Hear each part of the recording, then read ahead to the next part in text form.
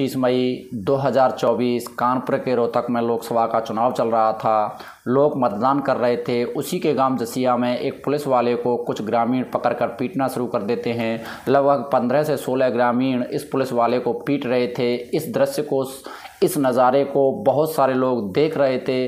वो समझ नहीं पा रहे थे कि आखिर माजरा क्या है। उस पुलिस वाले को पीटते पीटते एक नज़दीकी घिलोड़ पुलिस चौकी में ले जाकर एसएचओ के सुपुर्द कर देते हैं। कहते हैं साहब ये तुम्हारा सिपाही पोलिंग बूथ पर एक लड़की से मोबाइल नंबर मांग रहा था। दरअसल ये उस लड़की की खूबसूरती पर फिदा हो गया था। इसी कारण उस लड़की का मोबाइल नंबर मांगा तो लड़की ज़ोर ज़ोर से चीखने लगती है। कहती है देखो ये मुझे छेड़ रहा है, मेरा मोबाइल नंबर मांग रहा है। बस उसे सुनकर ग्रामीण भड़क जाते हैं। कई बड़े अधिकारी आते हैं, मामले को शांत करते हैं। हालांकि ना तो लड़की के पास कोई मोबाइल नंबर पाया गया, ना ही कोई सबूत मिला जिससे ये पता चल सके कि उस पुलिस वाले ने मोबाइल नंबर मांगा था, लड़की ने नंबर दिया था। लेकिन लड़की का आरोप था तो पुलिस इस मामले की जांच पड़ताल में जुटी थी।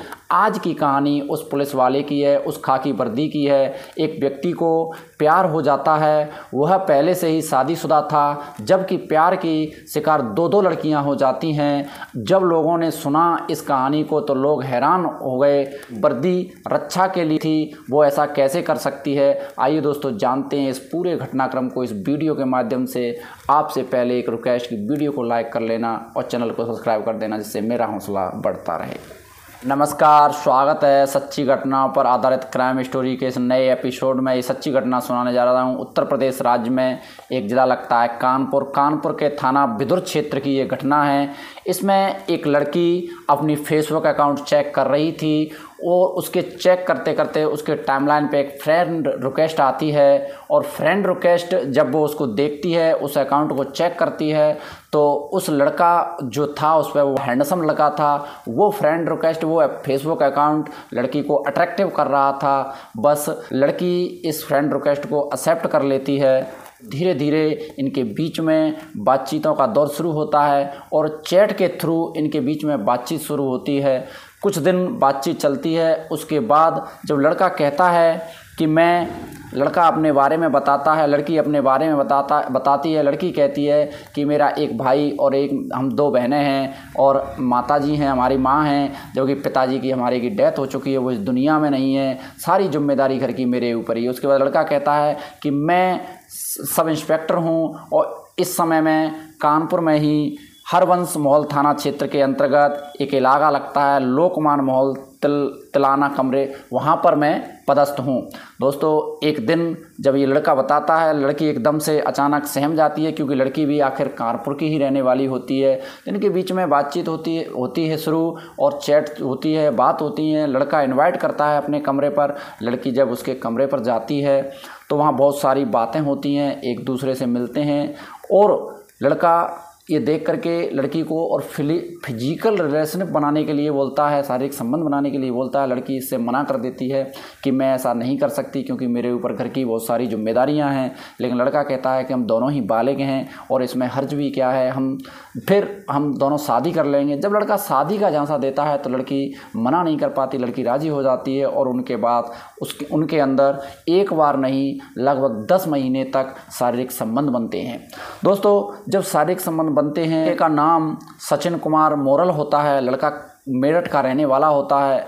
जब उनके बीच में शारीरिक संबंध बनते हैं तो एक दिन अचानक ये लड़की जो किसी दूसरी लड़की को उस सचिन कुमार मोरल के साथ देख लेती है, इंस्पेक्टर के साथ, तो लड़की एकदम से भड़क जाती है और लड़की ज़ोर ज़ोर से उस पर भड़क के डांटने लगती है, उसको फटकारने लगती है कि आखिर ये क्या है, मेरे साथ ऐसा किया, आप इसके साथ भी ऐसा कैसे हो सकता है। तो इस बात को जब सचिन कुमार मोरल सुनते हैं, देखते हैं और उनकी जो गर्लफ्रेंड होती है वो दोनों साथ में इस लड़की को मारपीट करने की कोशिश करते हैं और ज़ोर से इसको डांटते हैं, फटकारते हैं और मारापीट भी करते हैं और इसको धक्के दे करके कमरे से बाहर कर देते हैं। कहते हैं आज के बाद यहाँ मुझे दिखाई मत देना, यहाँ आ मत जाना, नहीं तो मैं तुम्हें मरवा के फेंकवा दूंगा और आप मुझे जानती नहीं हो। अपनी वर्दी का धौंस दिखाता है पुलिस वाला। उसके बाद वो लड़की परेशान हो जाती है, सहम जाती है, वहाँ से आती है और अब करे तो क्या करे, उसके पास कोई चारा नहीं था। उसके बाद एक प्रार्थना पत्र लिखती है और थाने में प्रार्थना पत्र देती है। लेकिन वो थाने में जब प्रार्थना पत्र दिया जाता है तो यहाँ एक दरोगा का मामला था, तो वहाँ जो मामला था उसको दबा दिया जाता है क्योंकि दरोगा का मामला था।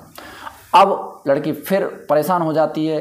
फिर लड़की सोचती है कि अब क्या करना चाहिए। एक दिन उसके दिमाग में एक आइडिया आता है और वो एक प्रार्थना पत्र फिर से लिखती है। फिर में ही एक पुलिस कमिश्नर R.K. स्वर्णकार होते हैं लगभग फरवरी 2024 के आसपास, और वो एक प्रार्थना पत्र लिख करके कानपुर में ही R.K. स्वर्णकार के पास पहुंच जाती है।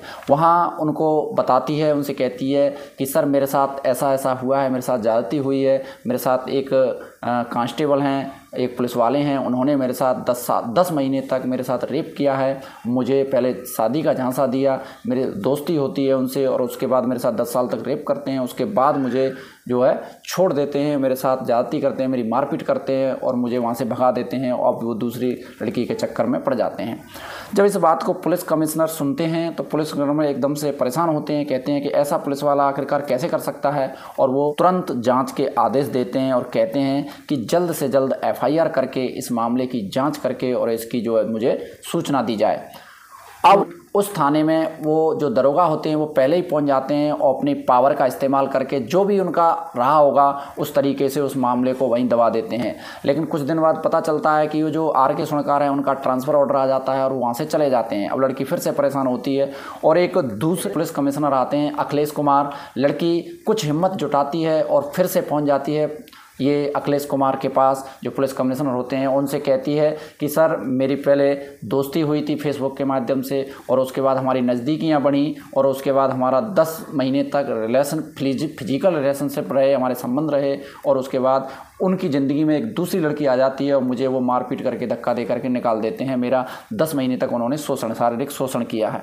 जब इस बात को ये अखिल कुमार सुनते हैं तो ये बड़े परेशान होते हैं और तुरंत ये जांच के आदेश देते हैं और कहते हैं कि जल्द से जल्द इस मामले में जल्दी से जल्द FIR की जाए और मुझे जांच करके और इसकी सूचना दी जाए।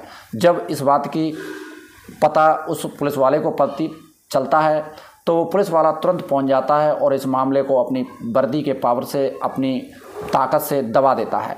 अब इस तीसरी बार ये लड़की फिर जाती है पुलिस कमिश्नर अखिल कुमार के पास दूसरी बार, और जो एक पहला था इस प्रकार ये तीसरी बार जाती है और वहाँ जा कर के और बस गेट पर जा कर के उनके सामने रोने लगती है, उनकी ऑफिस के सामने।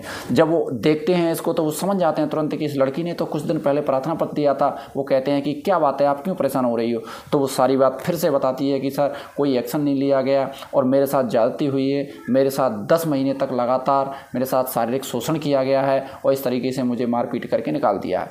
तो इस बार पुलिस जो कमिश्नर होते हैं वो एक SP होती हैं अर्चना सिंह को तुरंत जांच के आदेश देते हैं और कहते हैं कि जल्द से जल्द इस पूरे घटनाक्रम की जांच करके और मुझे जो है इसकी सूचना दी जाए, क्योंकि हो सकता है कि ये लड़की सही कह रही है या गलत कह रही है, कहीं हमारी पुलिस को बदनाम करने की कोई साजिश तो नहीं। और कहती है कि जल्द से जल्द मुझे इसका सूचना दी जाए। जब पुलिस कमिश्नर अर्चना सिंह इस मामले की जांच करती हैं तो उसमें पाया जाता है कि इनकी पहले से ही शादी हो चुकी है, जो सचिन कुमार मोरल हैं, और ये इनके बच्चे भी हैं और उनसे कई साल पहले से इनका जो विवाद चल रहा है।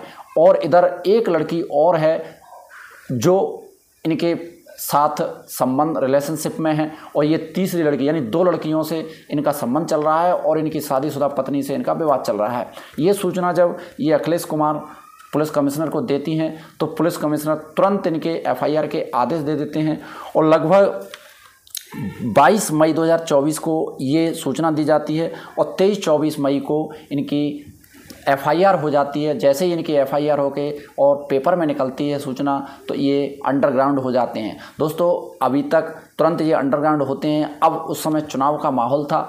उसके बाद जब भी इस सचिन कुमार मोरल को उसके बाद पकड़ा जाएगा तो इनके ऊपर गंभीर धाराएं लगा करके इनके खिलाफ जो है FIR हो चुकी है और इनको हो सकता है इनके ऊपर बड़ी ही कोई कार्रवाई होगी, इनको सस्पेंड भी किया जाएगा।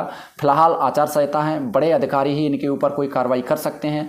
दोस्तों इस पूरे घटनाक्रम को सुनाने का उद्देश्य किसी को परेशान करना या किसी का दिल दुखाना नहीं है, बल्कि आपको जागरूक करना है, आपको सचेत करना है कि दोस्तों अगर आपके पर संबंधी, आपके नातेदार, रिश्तेदार अगर ऐसे समस्या में फंसें तो उनको बचाने की कोशिश करें। आप सुरक्षित रहें, आपके संबंधियों को सुरक्षित रखें। जय हिंद।